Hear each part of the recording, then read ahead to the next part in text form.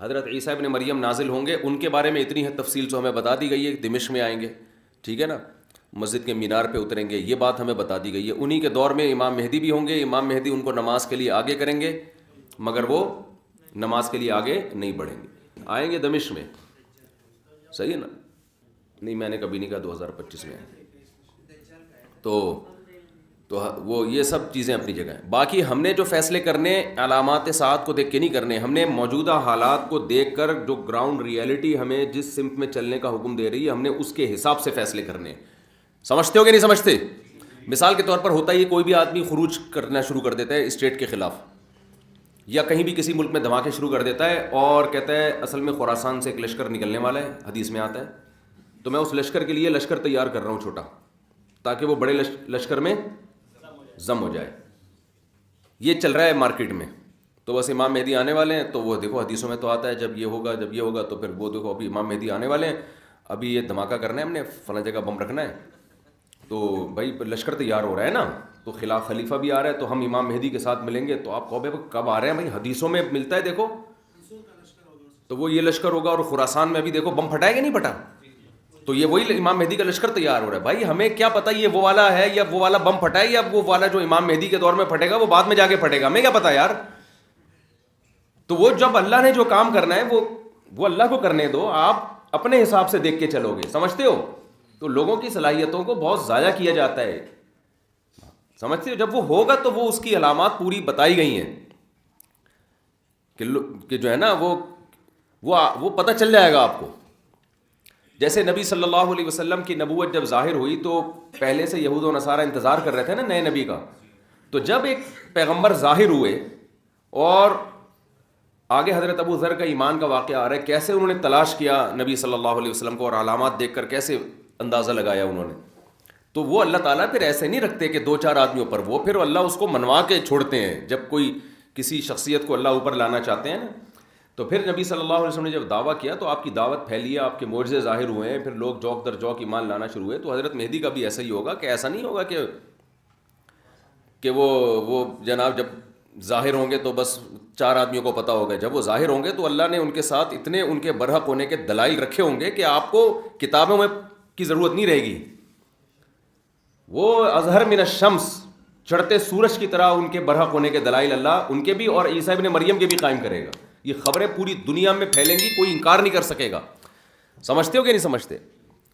تو کیونکہ ان کے ساتھ پھر ساتھ دینا واجب ہوگا نا، تو پھر اللہ اپنے بندوں کو ایسے نہیں، جیسے عیسیٰ علیہ السلام نے جب نبوت کا دعویٰ کیا نا، یا حضرت مریم نے کہا کہ یہ ولد الزنا نہیں ہے معاذ اللہ، تو اللہ میاں نے ایسے ہی نہیں چھوڑ دیا، حضرت عیسیٰ ماں کی گود میں پورے یہودیوں کے مجمع کے سامنے بولے ہیں، وہ تواتر کے ساتھ پھر بنی اسرائیل میں خبر پھیلی ہے کہ بچہ ماں کی گود میں بولا ہے کہ میں انی عبداللہ آتانی الکتاب وجعلنی نبیا، تو اتنا تواتر کہ جس میں جھوٹ کا امکان ہی ختم ہو جائے۔ ایک آدمی نے نہیں کہا کہ میں نے بچے کو ماں کی گود میں بولتے ہوئے دیکھا ہے، پورے یہود کے بڑے بڑے جتنے بھی علماء صلحاء سارے اس مجمع میں موجود تھے، سب کے سامنے عیسیٰ ابن مریم نے گواہی دی ہے، اور پھر صرف اتنا بھی نہیں، اس کے بعد کنٹینیو مسلسل آپ کی نبوت کی شہادتیں ملتی رہی ہیں ان کو، تو اللہ تعالیٰ پھر تبھی تو دیکھو یہ جو آج یورپ میں اتنا گوروں نے حکومت کی ہے نا اتنی بڑی دنیا پر، تو یہ کیا تھا؟ یہ عیسائیت کی بیس پہ ریاستیں خلافتیں قائم ہوئی نا۔ آج جو پورا یورپ ہے، یہاں جب گورے آئے انہوں نے مذہب کو نکال دیا،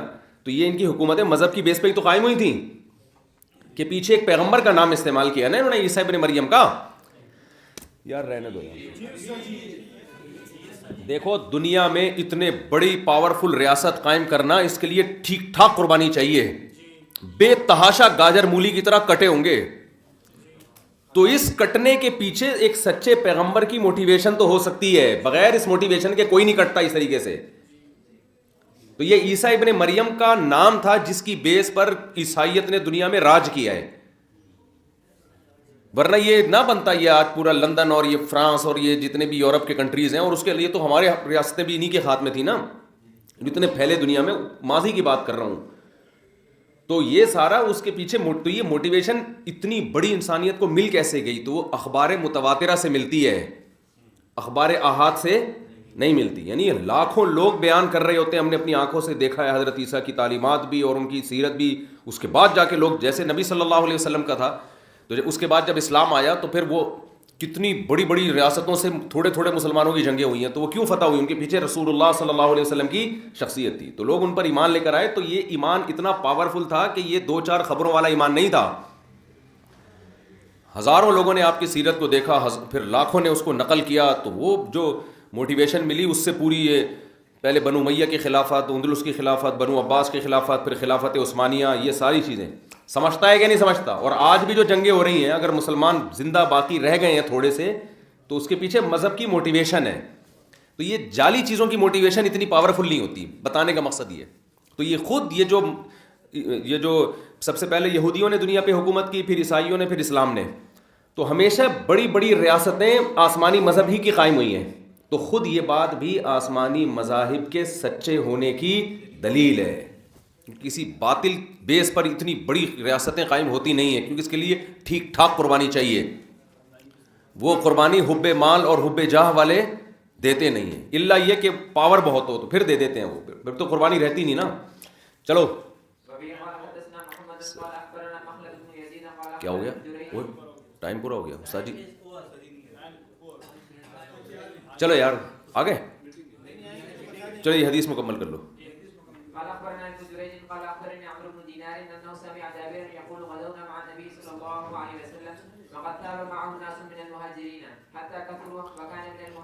عمرو ابن دینار کہتے ہیں حضرت جابر بن عبداللہ رضی اللہ عنہ کو یہ کہتے ہوئے سنا کہ ہم نے نبی کے ساتھ ایک غزوے میں شریک ہوئے تو مہاجرین میں بھی کچھ لوگ آپ کے ساتھ آ گئے. حتیٰ کثروا, مہاجرین بہت ہو گئے. وکان من المہاجرین رجل اللعاب, مہاجرین میں ایک شخص تھا جو مزاح بہت کرتا تھا. ان کی عادت کیا تھی؟ مزاح کی. تو انہوں نے کیا کیا؟ فکسا انصاریا, کسی انصاری صحابی کے جو پشت ہے نا اس پہ ہاتھ مارا, کولوں پہ ہاتھ مارا ایسے مذاق میں. ان کو غصہ آ گیا. فغضب الانصاری غضبا شدیدا, بہت سخت غصہ آ گیا انصاری کو. حتیٰ تداعوا, ایک دوسرے کو بلانا شروع کر دیا, بھائی اس نے مجھے تنگ کیا ہے, آئے ہو بھائی ادھر اس سے انتقام لیتے ہیں. انہوں نے کہا, جب لڑائی شروع ہوئی تو انصاریوں نے کہا کہ یا للانصار, اے انصاریوں ادھر آ جاؤ. سارے انصاری جمع ہو جائیں, ان سے ہم نے جھگڑا کرنا ہے. تو مہاجر نے کہا کہ اے مہاجروں ادھر آ جاؤ. تو اب یہ قوم پرستی کی جنگ شروع ہو گئی نا بھائی. وہ کہہ رہے ہیں کہ جو بھی انصار ہیں وہ ادھر آ جائیں. مہاجروں نے کہا جو مہاجر ہیں ادھر آ جائیں. نبی صلی اللہ علیہ وسلم نے نکلے تو فرمایا, ما بالو دعوی اہل الجاہلیہ, یہ جاہلیت والے دعوے کا کیا حال ہے, یہ کون سے تم باتیں کر رہے ہو. اب دیکھو یہاں قومیت کا استعمال کس کے لیے ہو رہا ہے؟ لڑوانے کے لیے. یہاں قوم پرستی تعصب ہے, حرام ہے, ناجائز ہے. نبی نے قوموں کے حوالے بھی دیے اور یہاں پر آپ قومیت سے منع کر رہے ہیں. ذرا سی جنگ ہو پنجابیوں میں اور ہم پٹھان ہیں, ہم پنجابی ہیں, اس موقع پہ یہ نعرہ ناجائز اور حرام. اور آج کل یہی چل رہا ہوتا ہے, ہم بھی یہ ہیں, ہم بھی پنجابی ہیں, ہم بھی پٹھان ہیں, ہم بھی مہاجر ہیں. تو ایک دم ایسی جنگ چھڑتی ہے کہ پھر لاشیں اٹھانا مشکل ہو جاتا ہے. ایسا مذاق بھی ٹھیک نہیں ہے نا. تو بس غلطی ہوئی نا ان سے, تو ان کو تھوڑی پتا تھا کہ یہ ہو جائے گا. تو آپس میں بھی ایسے مذاق نہ کیا کرو بھائی. اچھا بھائی, نبی صلی اللہ علیہ وسلم نکلے, فرمایا فقال النبی صلی اللہ, ہاں فخرج النبی فقال, بھائی یہ حدیث کل پڑھیں گے استاد جی, آ نہ جائیں, نہیں آئیں گے تو پھر مکمل کر لو. تو میرے بھائی فقال النبی ہاں, تو نبی صلی اللہ علیہ وسلم نے فرمایا ثم قال ما شانهم, آپ نے فرمایا کیا ہوا ان کو. فاخبر بکسعۃ المہاجری الانصاریہ, صحابہ نے بتایا کہ انہوں نے ایسے مذاق کیا تھا. اس کے بعد جنگ شروع. قال فقال النبی صلی اللہ علیہ وسلم دعوها فانها خبیثہ, آپ نے فرمایا اس نعرے کو چھوڑ دو, یہ خبیث ہے. یعنی قوم پرستی کا نعرہ کیا ہے؟ خبیث. ایک حدیث میں آتا ہے منتنا, بدبودار. وہ جو بچہ, بکری کا بچہ نہیں پڑا ہوا ہوتا کچرے میں, مردہ بچہ, تو اس سے جو اس کو بھی منتنا کہتے ہیں نا, بدبو پھیلا رہا ہے. تو یہ قوم پرستی کا نعرہ کیا ہے؟ بدبودار. وقال عبداللہ بن ابی بن سلول, عبداللہ بن ابی بن سلول منافق کو موقع مل گیا, یہ خود بھی انصار میں سے تھا, اس کو موقع مل گیا, بھائی اس جنگ کو تھوڑا کیا کرو, تھوڑا بھڑکاؤ یار, آگ لگاؤ, اس میں آگ لگاؤ. اقد تداعوا علینا, انہوں نے کہا تداعوا علینا, انہوں نے کہا اچھا یہ مہاجرین نے ہم پر اپنی قوم کو بلایا ہے ہم سے لڑنے کے لیے. لئن رجعنا الى المدینۃ لیخرجن الاعز منها الاذل, تو کہنے لگے کہ اچھا ہم نے تو ان لوگوں کو پناہ دی ہے مکہ میں, سوری مدینہ میں, یہ کمزور لوگ تھے, ہم نے مدینہ میں ان کو پناہ دی ہے اور یہ ہم سے لڑنے کی باتیں کر رہے ہیں. ہم واپس جائیں گے تو ہم جو عزت دار لوگ ہیں معاذ اللہ ان رسوا لوگوں کو نکالیں گے. یہ وہی نعرہ ہے جو ایک سیاسی لیڈر نے نہیں کچھ دن پہلے ایم کیو ایم کے بارے میں لگا دیا تھا کہ یہ ہندوستان سے لٹے پٹے آئے تھے تو ہم جو ہے نا ان کا تو کوئی پرسان حال نہیں تھا. تو اس وقت بڑا کراچی میں پھر فساد شروع ہو گیا تھا. لیکن وہ فساد بھی وہ کیا ہوا, اس کا جملہ اس کی ذات تک تھا نا, اس نے پوری قوم کی نمائندگی میں تو نہیں کہا. فسادی لوگوں نے اس کو پوری قوم کی نمائندگی سمجھ کے پوری قوم کے خلاف تقریریں شروع کر دی. تو جیسے وہ فسادی تھا نا, ایسے یہاں سے بھی جو رپلائی گیا وہ بھی کس پر مبنی تھا بھائی؟ اس نے پوری قوم کی نمائندگی میں تھوڑی کہا تھا, یہ ایک آدمی کا تھا نا, آپ اس کے خلاف بولتے. لیکن جو رپلائی گیا ہے وہ پوری قوم کے خلاف گیا. تو یہ شرارتی لوگ ہوتے ہیں اور ہم جیسے بے وقوف ان احمقوں کے پیچھے چل رہے ہوتے ہیں کہ ہاں ہمارے لیڈر نے ماشاءاللہ بڑی خاندانی بات کی, ہم سب اس کا ساتھ دیں گے. وہ بھی گدھا تھا جس نے یہ بیان دیا تھا, اور جس نے پوری قوم کو اس بیس پر رپلائی کیا وہ اس سے بڑا گدھا تھا. تو دونوں گدھے ایک جیسے تھے. تو ہم پڑھے لکھے اگر ہیں تو ہمیں گدھوں کو فالو نہیں کرنا. تو عبداللہ بن ابی بن سلول نے فوراً اس سے فائدہ اٹھا کے کہا کہ اچھا یہ لوگ تو کمتر لوگ تھے, ہمارے پاس آئے تھے لٹے پٹے, اور ہم واپس جا کے ان کو نکالیں گے. تو حضرت عمر کھڑے ہو گئے. حضرت عمر نے عرض کیا یا رسول اللہ. حضرت عمر کا وہی اسٹائل تھا جو ہمیشہ سے رہا. حضرت عمر نے فرمایا لئن رجعنا, جب اس نے کہا تو حضرت عمر نے فرمایا الا تقتلوا هذا الخبيث. صحیح ہے نا. اب دیکھو حضرت عمر نے سارے انصار کو برا نہیں کہا, یہ خوب سمجھو. هذا الخبيث خاص اس کی طرف اشارہ کر کے کہ یا رسول اللہ, دو روایتیں, ایک میں کہ آپ اس کو قتل کیوں نہیں کرتے, یا آپ مجھے اجازت دیں میں اس کی گردن اڑا دوں اس کی. یہ نہیں کہا کہ یہ انصار ایسے ہیں, یہ یوں ہیں, تو فلانا ہے, تو ہماری وجہ سے ان کو اسلام ملا ہے اور ہماری وجہ سے ان کو بھی تو فتوحات مل رہی ہیں. تو یہ سب نہیں کہا حضرت عمر نے. حضرت عمر نے خاص اس شخص کے بارے میں کہا کہ یہ فتنہ پھیلا رہا ہے, تو یا رسول اللہ آپ مجھے اجازت دیں میں اس کو قتل کر دوں اور اس خبیث کو قتل کر دوں.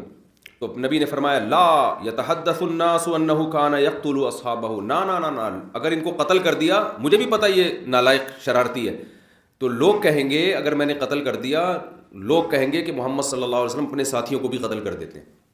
کس قدر بہترین سیاست ہے دیکھو کہ بھائی جو غیر مسلم ہے نا وہ اپنے آپ کو اسلام میں محفوظ نہیں سمجھیں گے.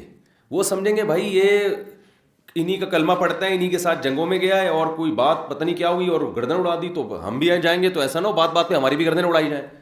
کتنا بڑا فسادی تھا, لیکن اس کے باوجود آخر دم تک نبی صلی اللہ علیہ وسلم نے اس بیس پہ قتل نہیں کیا کہ قوم پرستی کی جنگ بھی چھڑ سکتی ہے اس سے, اور دوسرا کیا ہوگا کہ جو مشرکین ہیں وہ اسلام میں ان کا داخلہ بھی رک سکتا ہے. تو یہ اس سے پتہ چلتا ہے کہ ہمیشہ جب بھی آپ کوئی فیصلہ کریں تو دو بڑی مصیبتوں میں سے چھوٹی مصیبت کو اختیار کرنا چاہیے. ہمارے ہاں جو جذباتی فیصلے ہوتے ہیں ان میں ہم یہ دیکھتے ہیں کہ یہ کام غلط ہو رہا ہے لہذا اس کو فوراً ٹھیک ہونا چاہیے. یہ نہیں سوچتے کہ اس کو ٹھیک کرنے کے چکر میں 4-6 جو ٹھیک کام ہے وہ بھی الٹے ہو جائیں گے. تو یہ زندگی کے ہر پہلو میں الحمدللہ ہمارا فیصلوں کی بنا یہی ہوتی ہے کہ بس یہ غلط ہے تو اس کو ٹھیک کر دو. جذباتی پن, جیسے میرا ایک بیان ہے کہ فرانس کا بائیکاٹ کرو نا, فرانس کی مصنوعات کا. بھائی میں نے پھر اس بیان سے رجوع کیا.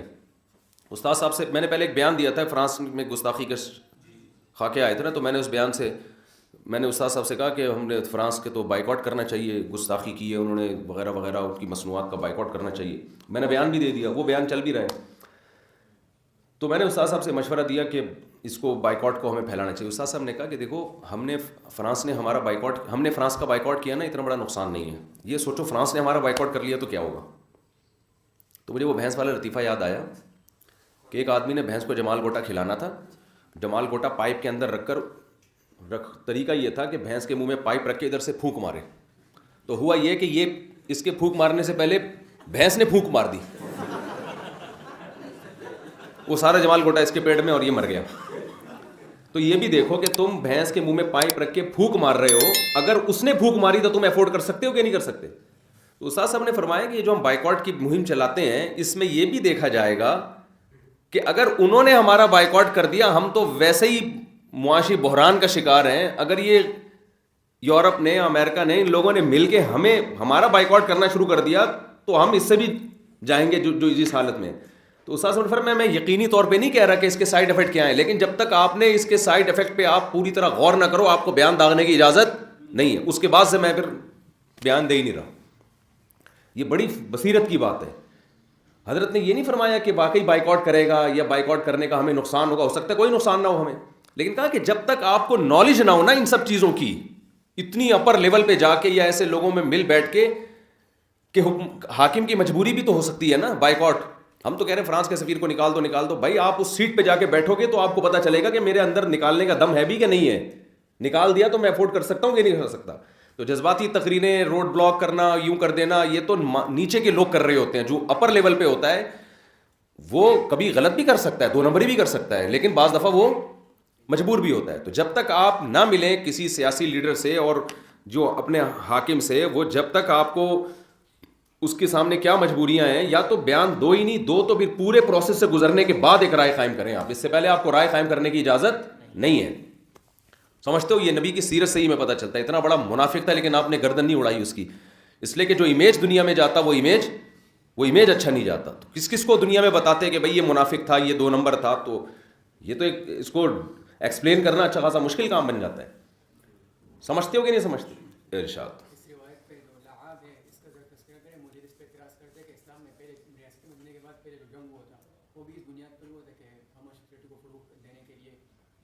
وہ پاگل لوگ ہیں یہ تو، انہوں نے ان کے کولے پہ ایسے ہی ہاتھ مارا نا جیسے مذاق میں نہیں لوگ مار رہے ہوتے تب کی. تو یہ کہہ رہے ہیں ملحد لوگ اس پہ وہ کرتے ہیں کہ اسلام میں جو یہ جنگ شروع ہوئی اور اس کی نیت غلط تھی. نہیں وہ تو مراد لیتے ہیں، تو وہ مراد لیتے ہیں نا، اس میں حدیث میں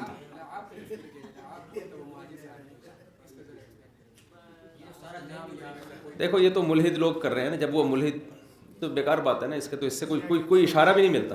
چلیں